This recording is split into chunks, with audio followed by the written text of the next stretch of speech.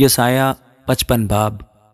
اے سب پیاسو پانی کے پاس آؤ، اور وہ بھی جس کے پاس پیسہ نہ ہو، آؤ مول لو اور کھاؤ۔ ہاں آؤ مے اور دودھ بے زر اور بے قیمت خریدو۔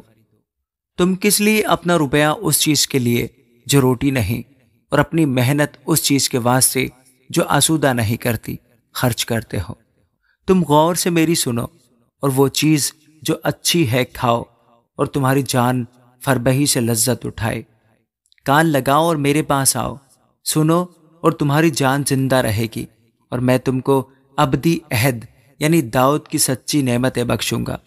دیکھو میں نے اسے امتوں کے لیے گواہ مقرر کیا، بلکہ امتوں کا پیشوا اور فرمان روا۔ دیکھ تو ایک ایسی قوم کو جسے تو نہیں جانتا بلائے گا، اور ایک ایسی قوم جو تجھے نہیں جانتی تھی۔ خداوند تیرے خدا اور اسرائیل کے قدوس کی خاطر تیرے پاس دوڑی آئے گی، کیونکہ اس نے تجھے جلال بخشا ہے۔ جب تک خداوند مل سکتا ہے اس کے طالب ہو، جب تک وہ نزدیک ہے اسے پکارو۔ شریر اپنی راہ کو ترک کرے اور بد کردار اپنے خیالوں کو، اور وہ خداوند کی طرف پھرے گا اور وہ اس پر رحم کرے گا، اور ہمارے خدا کی طرف، کیونکہ وہ کثرت سے معاف کرے گا۔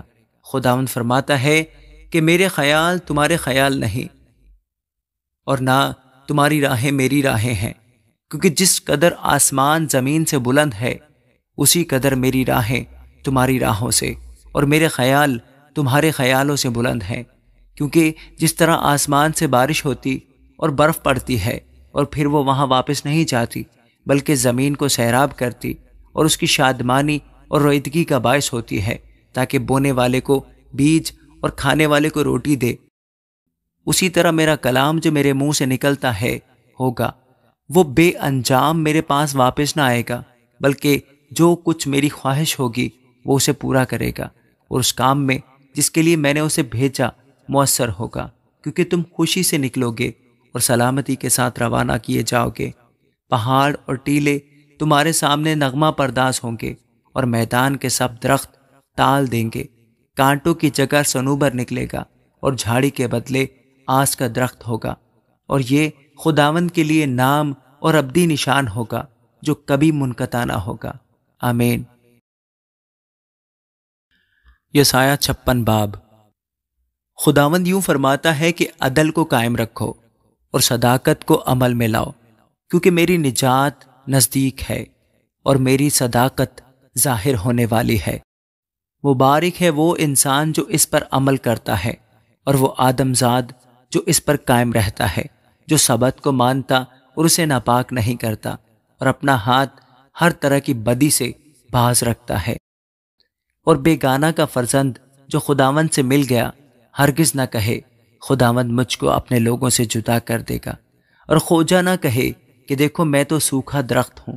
کیونکہ خداوند یوں فرماتا ہے کہ وہ کھوجے جو میرے شبدوں کو مانتے ہیں اور ان کاموں کو جو مجھے پسند ہیں اختیار کرتے ہیں اور میرے عہد پر قائم رہتے ہیں، میں ان کو اپنے گھر میں اور اپنی چار دیواری کے اندر ایسا نام و نشان بخشوں گا جو بیٹوں اور بیٹیوں سے بھی بڑھ کر ہوگا۔ میں ہر ایک کو ایک ابدی نام دوں گا جو مٹایا نہ جائے گا، اور بیگانہ کی اولاد بھی جنہوں نے اپنے آپ کو خداوند سے پیوستہ کیا ہے کہ اس کی خدمت کریں اور خداوند کے نام کو عزیز رکھیں اور اس کے بندے ہوں، وہ سب جو سبت کو حفظ کر کے اسے ناپاک نہ کریں اور میرے عہد پر قائم رہیں، میں ان کو بھی اپنے کوہ مقدس پر لاؤں گا اور اپنی عبادت گاہ میں ان کو شادمان کروں گا، اور ان کی سوختنی قربانیاں اور ان کے ذبیحے میرے مذبح پر مقبول ہوں گے، کیونکہ میرا گھر سب لوگوں کی عبادت گاہ کہلائے گا۔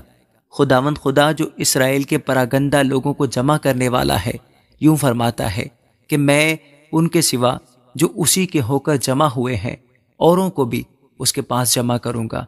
اے دشتی حیوانوں تم سب کے سب کھانے کو آؤ، ہاں اے جنگل کے سب درندوں، اس کے نگہبان اندھے ہیں، وہ سب جاہل ہیں، وہ سب گونگے کتے ہیں جو بھونک نہیں سکتے، وہ خواب دیکھنے والے ہیں جو پڑے رہتے ہیں اور اونگتے رہنا پسند کرتے ہیں، اور وہ لالچی کتے ہیں جو کبھی سیر نہیں ہوتے، وہ نادان چرواہے ہیں، وہ سب اپنی اپنی راہ کو پھر گئے، ہر ایک ہر طرف سے اپنا ہی نفع ڈھونڈتا ہے، ہر ایک کہتا ہے تم آؤ میں شراب لاؤں گا اور ہم خوب نشہ میں چور ہوں گے، اور کل بھی آج ہی کی طرح ہوگا، بلکہ اس سے بھی بہت بہتر۔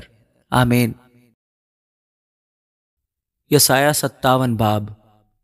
صادق ہلاک ہوتا ہے اور کوئی اس بات کو خاطر میں نہیں لاتا، اور نیک لوگ اٹھا لیے جاتے ہیں اور کوئی نہیں سوچتا کہ صادق اٹھا لیا گیا تاکہ آنے والی آفت سے بچے۔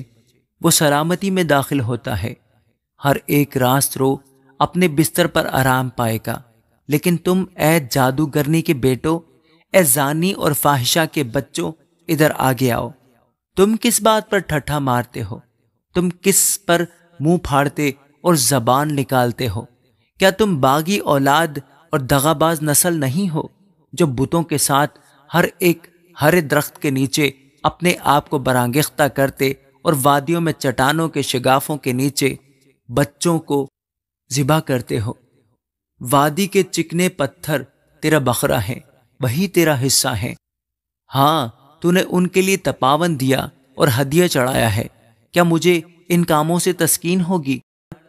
ایک اونچے اور بلند پہاڑ پر تو نے اپنا بستر بچھایا ہے اور اسی پر ذبیحہ ذبح کرنے کو چڑھ گئی، اور تو نے دروازوں اور چوکھٹوں کے پیچھے اپنی یادگار کی علامتیں نصب کی، اور تو میرے سوا دوسرے کے آگے بے پردہ ہوئی۔ ہاں، تو چڑھ گئی اور تو نے اپنا بچھونا بھی بڑا بنایا اور ان کے ساتھ عہد کر لیا ہے۔ تو نے ان کے بستر کو جہاں دیکھا پسند کیا، تو خوشبو لگا کر بادشاہ کے حضور چلی گئی، اور اپنے آپ کو خوب معطر کیا اور اپنے ایلچی دور دور بھیجے، بلکہ تو نے اپنے آپ کو پاتال تک پست کیا۔ تو اپنے سفر کی درازی سے تھک گئی، تو بھی تو نے نہ کہا کہ اس سے کچھ فائدہ نہیں۔ تو نے اپنی قوت کی تازگی پائی، اس لیے تو افسردہ نہ ہوئی۔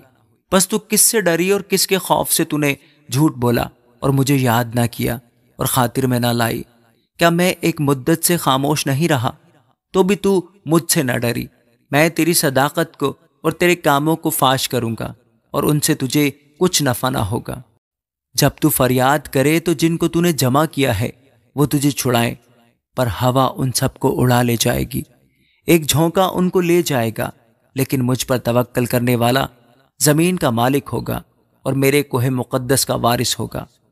تب یوں کہا جائے گا کہ راہ اونچی کرو، اونچی کرو، ہموار کرو، میرے لوگوں کے راستے سے ٹھوکر کا باعث دور کرو، کیونکہ جو عالی اور بلند ہے اور عبدالآباد تک قائم ہے، جس کا نام قدوس ہے، یوں فرماتا ہے کہ میں بلند اور مقدس مقام میں رہتا ہوں، اور اس کے ساتھ بھی جو شکستہ دل اور فروتن ہے، تاکہ فروتنوں کی روح کو زندہ کروں اور شکستہ دلوں کو حیات بخشوں، کیونکہ میں ہمیشہ نہ جھگڑوں گا اور سدا غضبناک نہ رہوں گا، اس لیے کہ میرے حضور روح اور جانیں جو میں نے پیدا کی بے تاب ہو جاتی ہیں۔